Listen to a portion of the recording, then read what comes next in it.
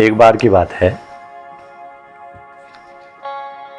कलश के ऊपर जो कटोरी रहती है ना रखी हुई, जिसको ढक्कन कहते हैं, कटोरी नुमा जो बना रहता है, वो एक बार घड़े के पास जाती है और कहती है कि हे कलश, तुम तो बड़े उदार हो, तुम्हारा व्यक्तित्व तो बहुत अच्छा है, बहुत सुंदर है, तुम सब लोगों को क्या करते हो, सब लोगों को जो है भर देते हो, जो तुम्हारे पास आता है उसको भर देते हो, जो भी तुम्हारे पास जो भी बर्तन आता है तुम उसे पानी से भर देते हो, तुम उसको पानी दे देते हो, अपने अंदर का सब कुछ उसको दे देते हो।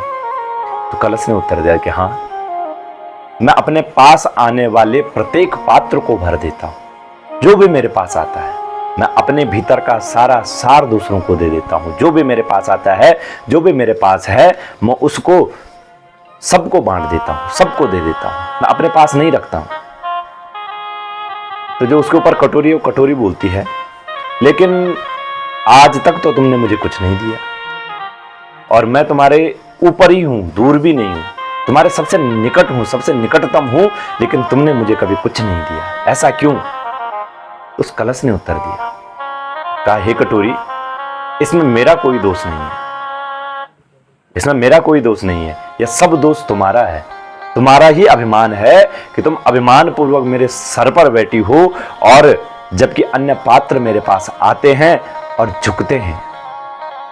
पात्रता के लिए झुकना पड़ता है, कुछ पाना हो तो उसके लिए झुकना पड़ता है। तुम मेरे ऊपर बैठे हो, अभिमान से बैठे हो, इसलिए तुम्हें कभी कुछ किसी भी चीज की प्राप्ति नहीं हो सकती है। जिस दिन तुम अपना अभिमान छोड़ करके मेरे सिर से उतर करके और विनम्र हो करके मुझसे कुछ मांगोगे, उस दिन मैं अवश्य तुम्हें दूंगी, उस दिन मैं तुम्हें भी भर दूंगी, तुम्हें भी पूर्णता की प्राप्ति होगी।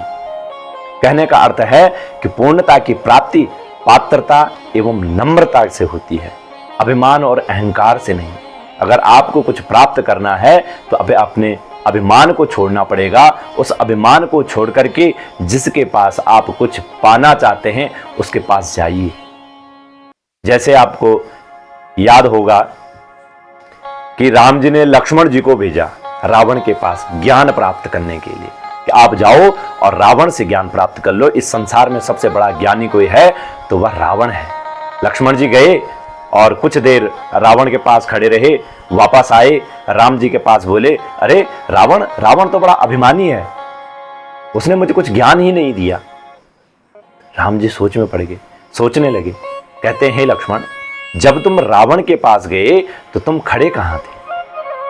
लक्ष्मण जी कहते हैं कि मैं रावण के सिर के पास में खड़ा था। राम जी ने बड़े प्रेम से कहा, हे लक्ष्मण, अगर ज्ञान प्राप्त करना हो तो कभी भी सिर के पास ज्ञान प्राप्त नहीं किया जाता है, ज्ञान प्राप्त करने के लिए चरणों के पास जाया जाता है।